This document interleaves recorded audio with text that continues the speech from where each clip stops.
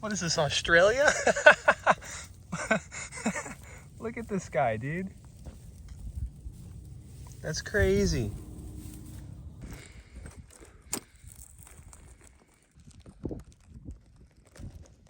What's going on, everybody? I'm out here tonight in the low deserts of Imperial County doing one of my favorite activities, which is some desert camping. Just getting a fire going here. It's a pretty nice night tonight. Actually quite mild for January. It's probably in the high 40s, low 50s right now. It's gonna get a little bit colder than this tonight. I'm out here in this beautiful canyon. Let me turn my light on here. You can see this nice big sandstone canyon that I'm hanging out in, camping tonight. But yeah, it's quite late tonight. Gonna work our way up into the desert foothills tomorrow and gonna go herp some pretty interesting habitat that I've spent very little time in and has some really, really cool critters that live there. Don't know what we'll find quite early in the season, but if nothing else, we'll get some scouting in and I'm sure find something. Yeah, I will see you guys in the morning.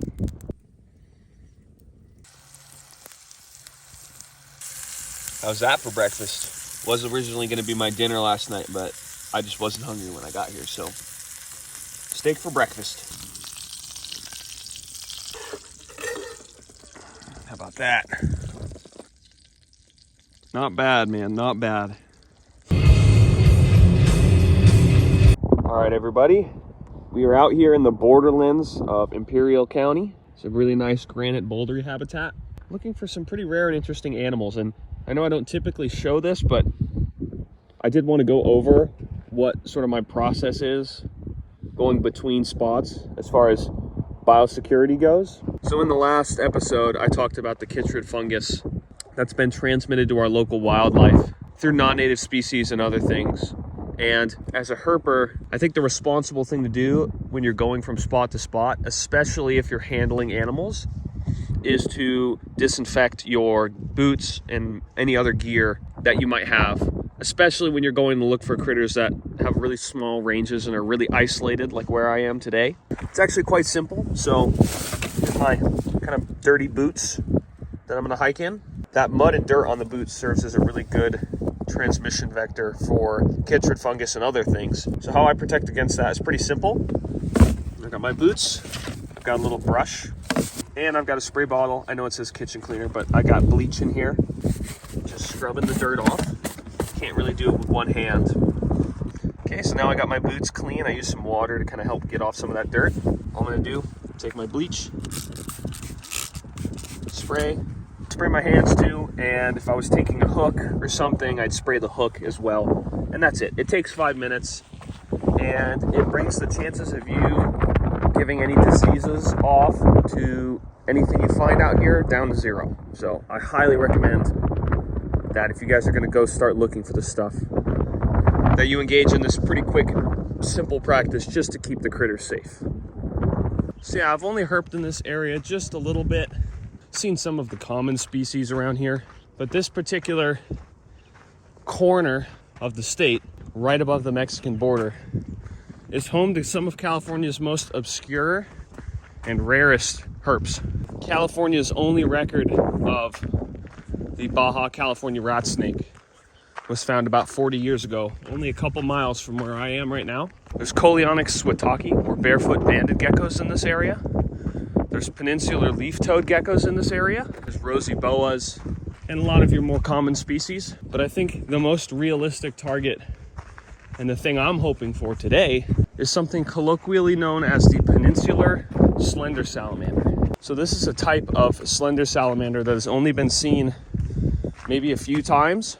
The first one was, I think, found about 30 or 40 years ago. There had been none found in a very long time, but a couple were found within the last couple of years. So it did just rain in this area. The ground is damp. I'm hoping I could get lucky. We'll see what happens, but if nothing else, it'll be cool to scout out this area of the peninsular ranges so I can come back when things are a little warmer and look for some of the other reptiles that live here. But yeah, I will get back to you guys if I see anything. What a cool area. I'm only about 3/4 of a mile from the Mexican border. I've herped in a lot of different areas right on the border, like this, typically you see a lot of evidence of crossings. I haven't seen anything directly yet, but it's pretty typical. Look at that, water. Water in the desert. The geology is incredible out here. All right, we're starting to get into what I would consider to be the real good stuff here. These rocky slopes deposit a lot of moisture at the bottom, and some of these rocks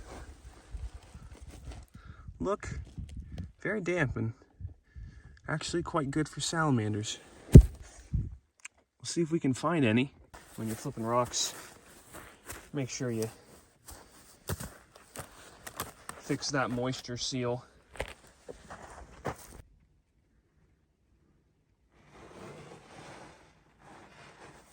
I mean, walking out here, I really didn't expect to be seeing any habitat like this. It's pretty incredible how isolated this is, but there's a surprising amount of growth in some of these shadowy, darker canyons. You can definitely see how a relictual salamander could persist here. These cave systems are pretty wild. They're everywhere in this granite. Going through this cave system. You know, part of the fun of herping for me is this kind of stuff. And yeah, seeing the critters is always nice. That's kind of the main goal. That's the point. But just the exploration of different habitats for me is just as fun. Especially unique stuff like this. It's really cool.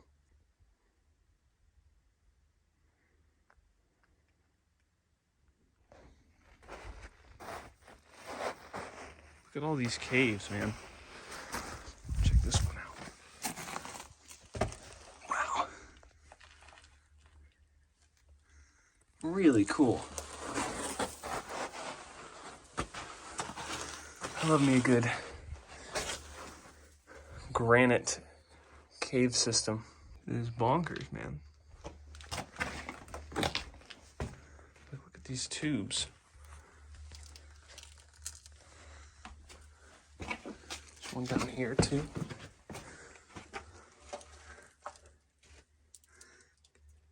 This is so crazy.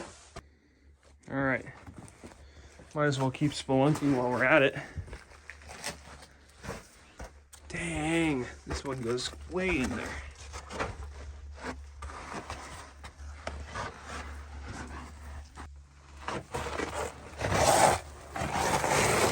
I think I can pop out the other side over here. That's where we came in. But yeah, it looks like we can probably pop out over here somewhere. This is so cool. I mean, that's a tight squeeze, but I think I can get through there. All right, we're out. All right. I think we're going in.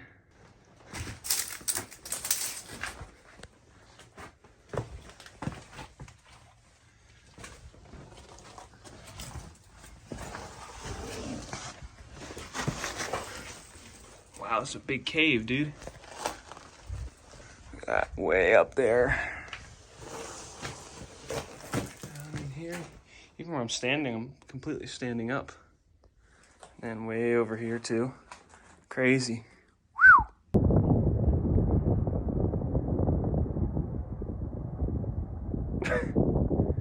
I don't know that I like whatever's going on over there. Oh, brother. Well, finds have picked up slightly. Still haven't seen any snakes or salamanders, but I saw a common side-blotched lizard, and I actually did flip a young granite night lizard, Santusia henshaw eye, but they are zippy little buggers, and I couldn't catch him. I flipped him, and he just darted off. But it's a good sign. We are starting to see something. Hopefully that trend continues. All right, so I've been milling around for quite a while now, and wasn't really paying attention. Just looked at the map. Those rocks are in Mexico, so I think this is about as far as I'm gonna go. It's not like I've been seeing a whole lot, so I'm gonna go back on the road here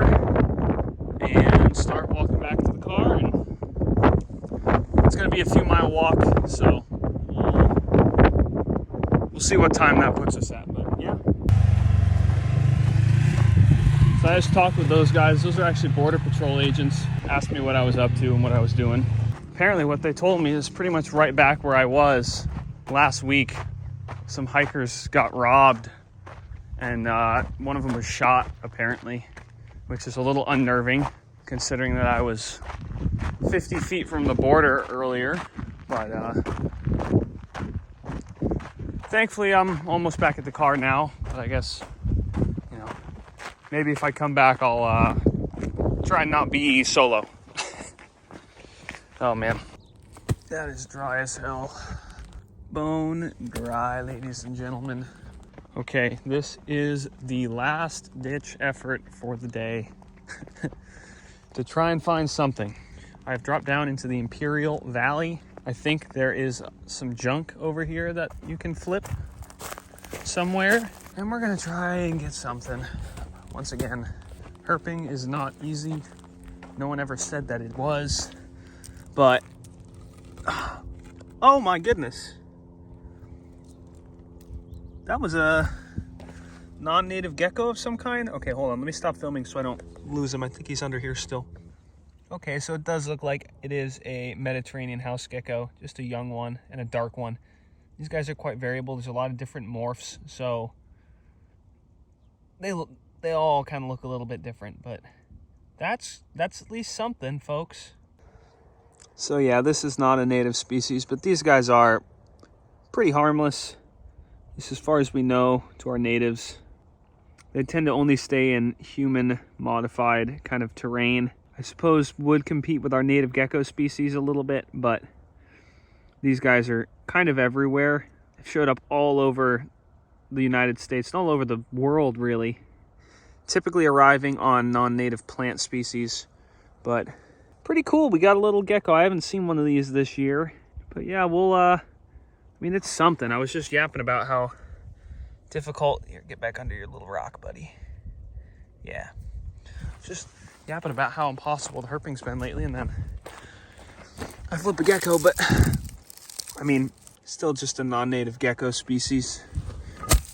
But what I was gonna say is, I mean, the methodology of herping is kind of different for different areas. Like what makes specific zones tick is just always different in different places. I have always struggled down in this neck of the woods a little bit. Some really top tier herps to be found down here in southern Imperial, southern San Diego, but I do really think that's part of the fun with herping, is learning how to herp different areas, because they're not all the same.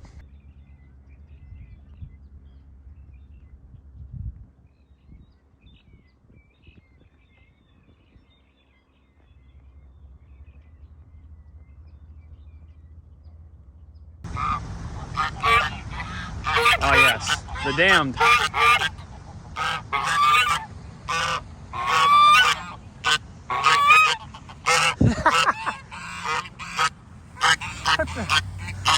Ow. You guys are dicks. You're not scary. You're just annoying.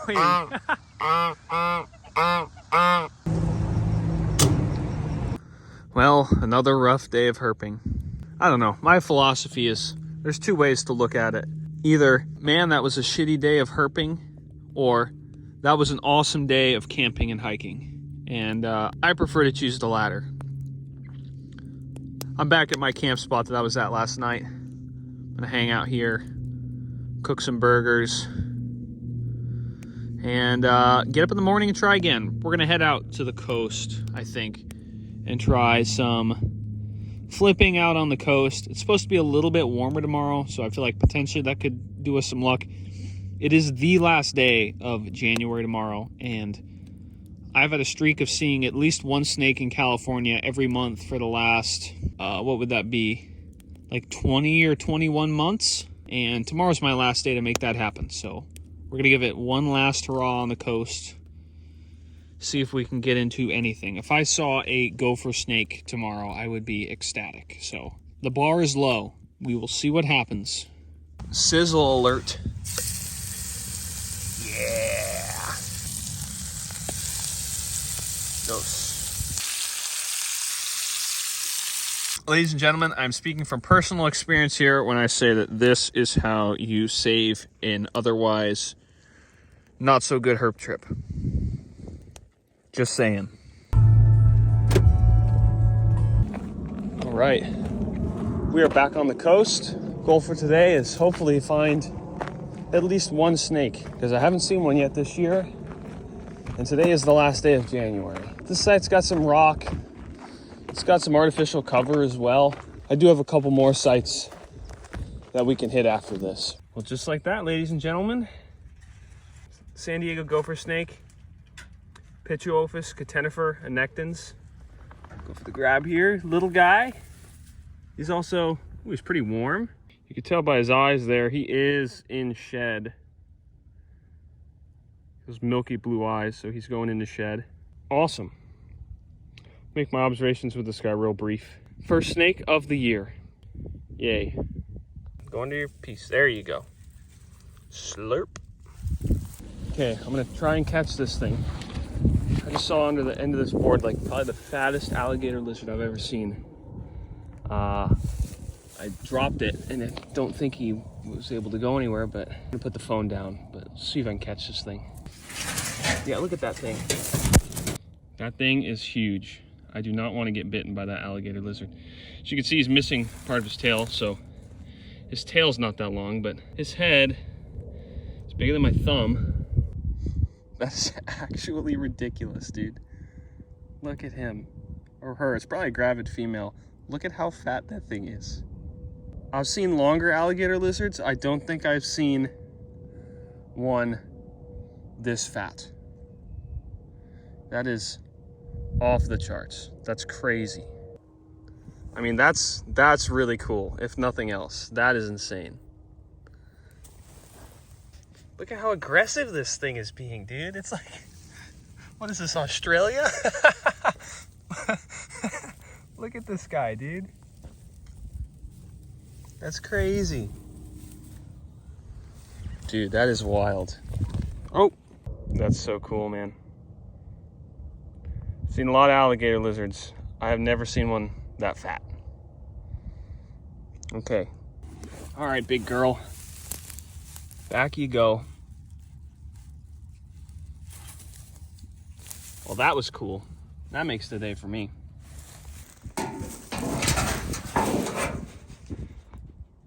I like when herpers have a sense of humor. That's funny. Okay, snake number 2. Beautiful kind of greenish Southern Pacific rattlesnake. That's so awesome.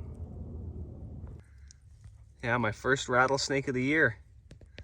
He's very pretty too. That's one of the coolest things about all the oregonous rattlesnakes, but Southern Pacifics especially, is how variable they are.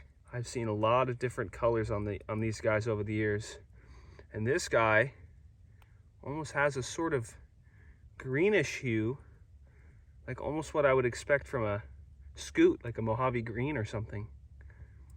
But he's got that typical Sopak face pattern and diamond structure. Beautiful. Very happy. Another snake on the day. We are not even gonna move this guy. I'm gonna lightly put his board back down and call that an observation. Such awesome snakes. I love the face on a rattlesnake, man. Hell yeah. This rain is finally doing something.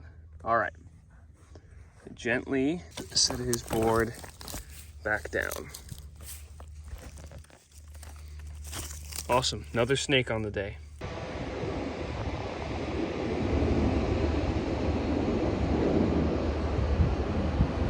All right, you guys. That's going to be it for this one. Stoked to get into a couple of snakes today. First snakes of the year. Thank you guys very much for watching. It looks like we got some more rain and some potentially really warm days coming up in the near future. So with any luck, we'll be able to get into some more interesting herping here pretty soon.